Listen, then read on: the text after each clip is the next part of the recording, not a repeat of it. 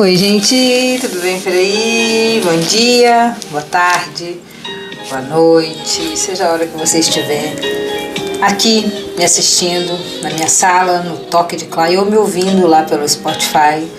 A grande maioria de lá só ouve. É um prazer ter vocês aí do outro lado da tela, do microfone. Obrigado por estar aqui. Nós vamos ler Josué capítulo 10. Ontem nós vimos que a falta de oração fez eles ficarem envergonhados e aprisionados ali, né? Serem enganados. Então, para você não ser enganado, você ore o tempo todo. Oração é de graça, está liberado para todo mundo orar. Você não precisa pagar para orar. Então, não perca seu tempo e ore, para você não ser enganado, como Josué foi um homem de Deus. Imagine nós que somos pobres mortais, o quão podemos ser enganados, né? Ele era um homem de Deus e foi enganado. Então vamos lá, vamos ver o que vai acontecer aqui no capítulo 10. É um capítulo grande, vou falar menos. São 43 versículos. Vamos lá. A derrota dos amorreus. Adonisedeque, o rei de Jerusalém, ouviu dizer que Josué havia tomado e destruído completamente a cidade de Ai e matado seu rei. Ouviu dizer que o mesmo havia acontecido com Jericó e também o seu rei. Também soube dos gibeonitas, tinham feito um acordo de paz com os israelitas e que viviam entre eles. Os moradores de Jerusalém ficaram com muito medo, pois a cidade de Gibeão era tão grande como qualquer outra governada por um rei, e era maior ainda do que Ai.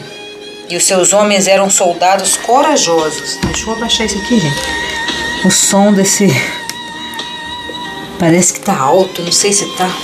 Só vou ouvir depois. Vamos lá. Versículo 3. Então Adonisedeque, que é o rei lá de Jerusalém, enviou mensageiros a Roão, rei de Hebron e de Pirã, rei de Jarmute e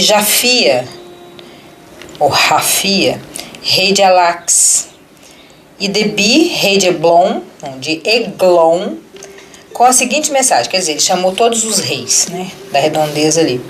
Venham me ajudar a atacar Gibeão, a cidade de Gibeão, porque o povo de lá fez um acordo de paz com Josué e com o povo de Israel.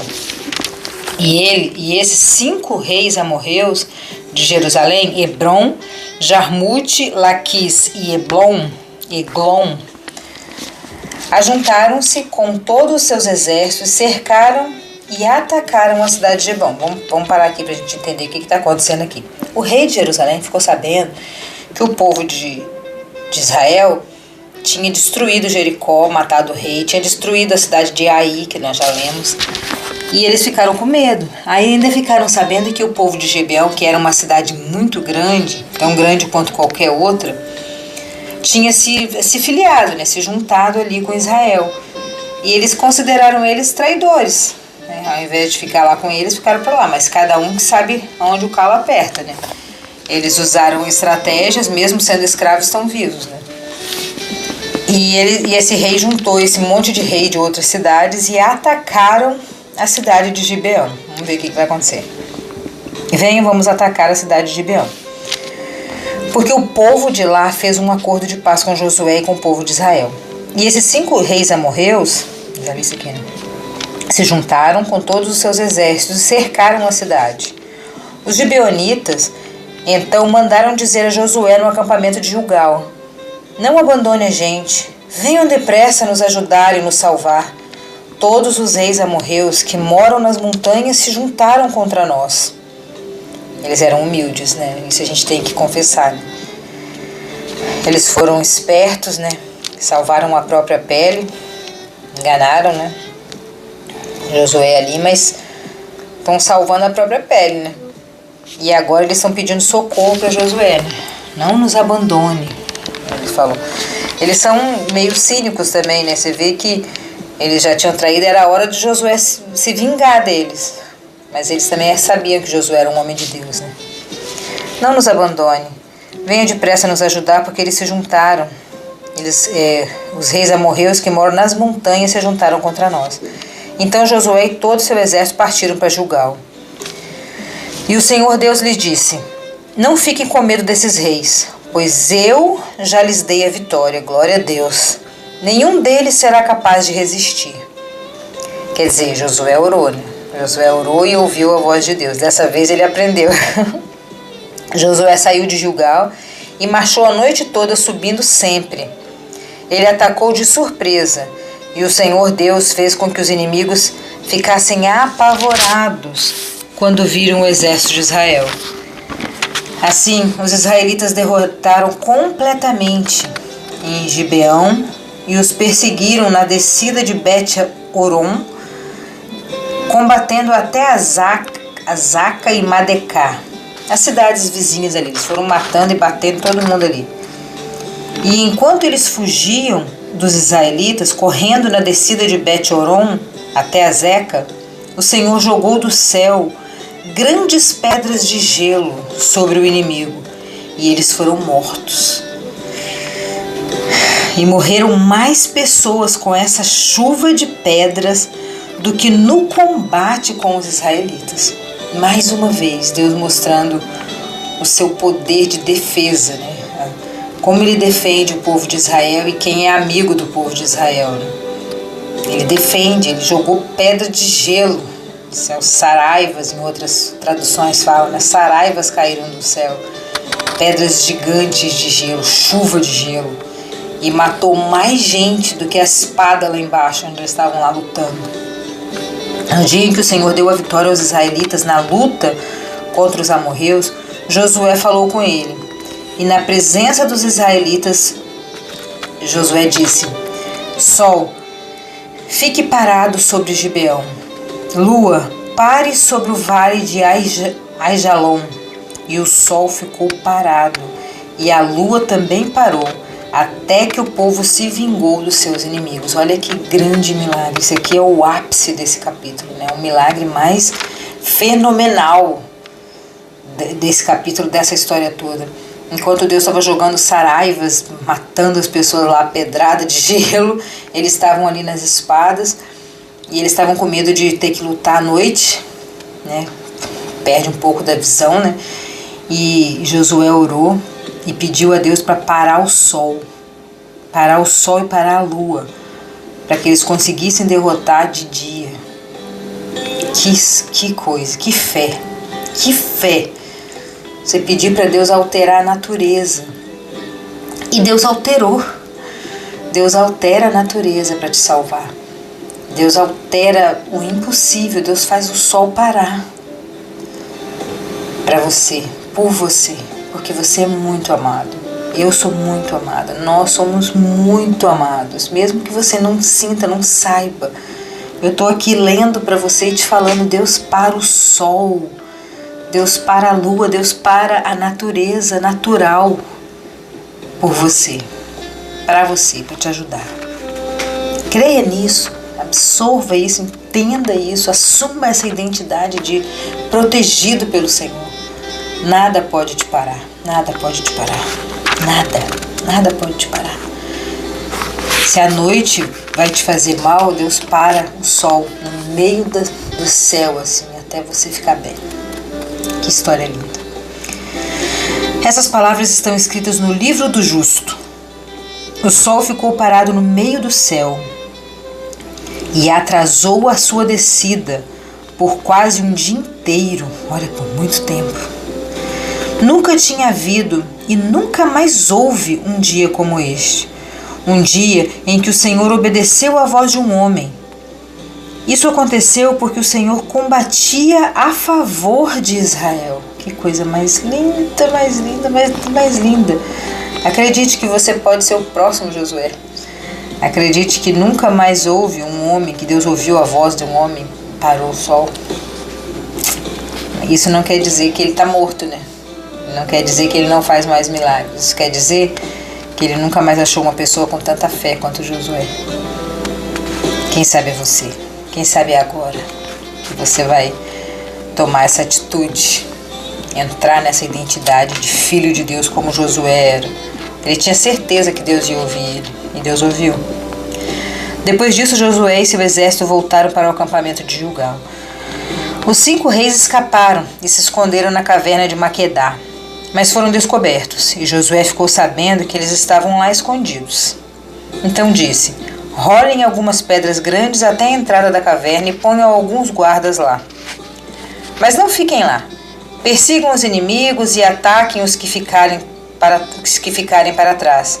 Não deixem que eles voltem para suas cidades, porque o Senhor, nosso Deus, já os entregou a vocês para serem mortos. Josué e os soldados de Israel mataram até acabar quase todos eles. Os que escaparam ficaram dentro das suas cidades, protegidas por muralhas. Então todos os soldados de Israel voltaram sãos e salvos para o acampamento de Maquedá, onde Josué estava. E ninguém tinha coragem de dizer nada contra os israelitas. Depois Josué disse: tirem as pedras da entrada da caverna e tragam aqui os 5 reis. E isso foi feito. Tiraram da caverna os reis de Jerusalém, de Hebrom, de Jarmute, de Laquis e de Eglon, e os levaram até Josué. E Josué chamou os homens de Israel e ordenou aos oficiais do exército que tinham ido com ele: venham aqui e ponham os pés no pescoço desses reis. E eles fizeram isso.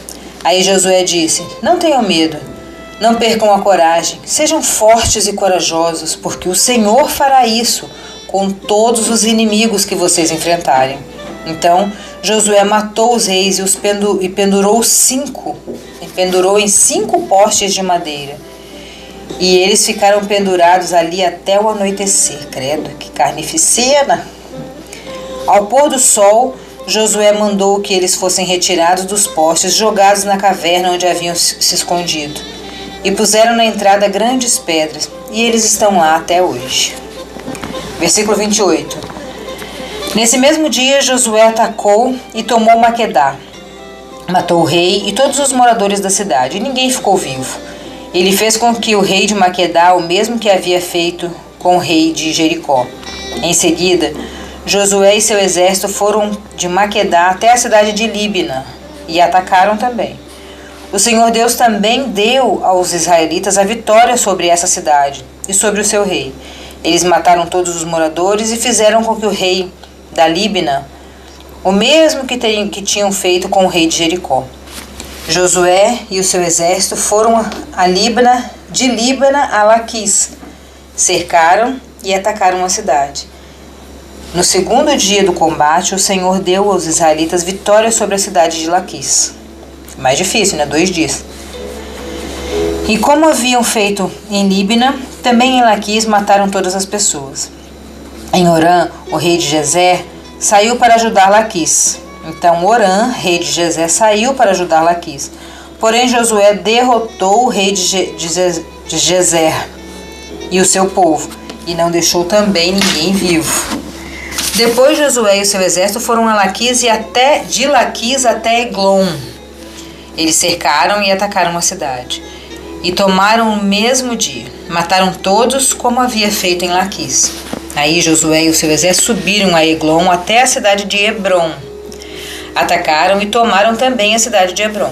Mataram o rei e todos os moradores de Hebrom e das cidades vizinhas. Josué mandou que destruíssem completamente a cidade, como tinha feito com Eglon.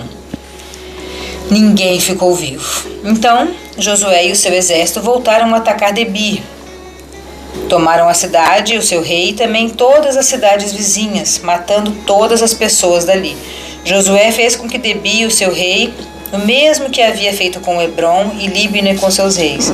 Assim Josué conquistou toda aquela terra, derrotou os reis que moravam nas montanhas na região sul, nas planícies e nos pés das montanhas. Ele não deixou ninguém vivo. Todos foram mortos. Imagina o cheiro. Nossa. Haja cemitério para tanta gente, né? Era isso o que o Senhor, o Deus de Israel, havia mandado. Josué os derrotou desde Cades Barneia até Gaza e toda a região de Gozém até Gibeão. O Senhor, o Deus de Israel, lutava pelo seu povo. E por isso Josué dominou todos esses reis e as suas terras numa só guerra. Depois disso, Josué e seu exército voltaram para o acampamento de Gilgal. Eu estou aqui lendo e pensando, né? Gente, esse povo, eles eram muito fortes, né? Você vê o tanto de cidade que eles invadiram em poucos dias ali. Eles invadiram e saíram matando, eles eram muito guerreiros, fortes, né? Graças a Deus, a gente tá nessa era, graças a Deus, a gente não precisa de conquistar cidades e matar todo mundo e viver nessa luta, nessa angústia, tanta morte, tanta coisa. A vantagem, entre aspas, é que eles matavam toda a cidade, né? Não ficava ninguém para chorar, né? Isso parece ser bom, né? Sei lá. Ai, nem sei o que eu tô falando, né? Só sei que esse povo era muito forte, muito guerreiro. E nesse momento eu tô agradecendo muito a Deus pra gente estar nessa era. Não precisar matar os outros para conquistar nada, né? Nós precisamos matar o nosso ego, né? Matar só o nosso ego. E é tão difícil, né? É tão difícil a gente fazer o que precisa ser feito, mas que hoje, né, com toda essa força do povo de Israel, esse pessoal aguerrido, forte e muito violento, né, que a gente pegue essa força deles para cuidar da nossa vida, da nossa família, da nossa empresa, do nosso meio, né, da nossa sociedade. Que você pegue isso desse capítulo aqui, enorme. E um beijo no seu coração. Volta amanhã aqui para minha sala. Vamos continuar batendo papo sobre a vida dos outros. No caso, sobre a vida de Josué. Beijão e até amanhã.